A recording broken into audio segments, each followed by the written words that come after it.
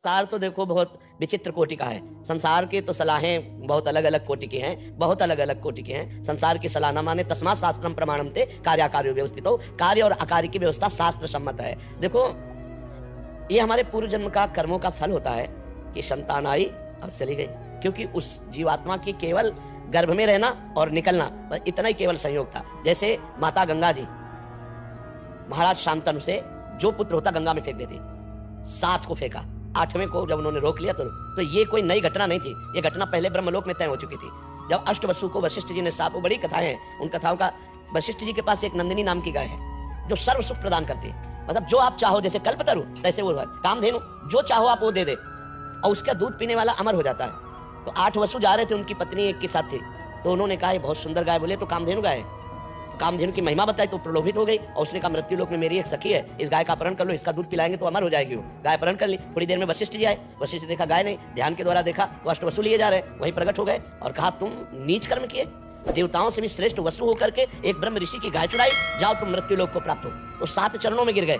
8वें की पत्नी ने ये सारा प्लान बनाया था, 8वें सम्मिलित सब थे। तब उन्होंने कहा महाराज मेरी कोई गलती नहीं, मैं केवल 7 था। तो बोले 7 ही जन्मोगे, पर जन्म लेते ही मुक्त हो जाओगे, लेकिन 8वां ये मुक्त नहीं होगा। तो उनका प्रभु वसु से हमको मनुष्य लोक में जन्म लेने का साप दिलाया इसने, तो मुझे मृत्यु लोक में स्त्री प्राप्त ना हो। तो उनका एवं ऐसा ही हो। तो देखो 7 जन्मते गंगा जी ने मार दिया, गंगा जी के जल में फेंक करके। और 8वें भीष्म पितामह, और कहा था कि मुझे पत्नी ने मिले तो आजीवन ब्रह्मचारी।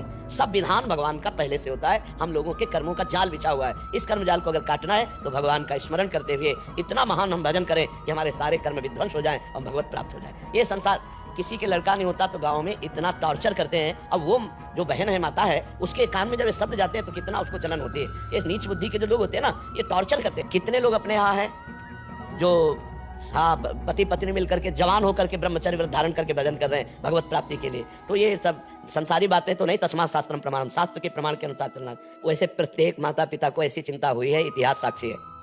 चाहे वो महाराज चक्रवर्ती सम्राट दशरथ जी हो या नंद बाबा यशोदा जी हो, बड़े बड़े महापुरुषों को भी, क्योंकि गृहस्थ धर्म का फल है संतान। अगर वो चाहे लड़की हो चाहे लड़का हो, दोनों को समान भाव से देखना चाहिए।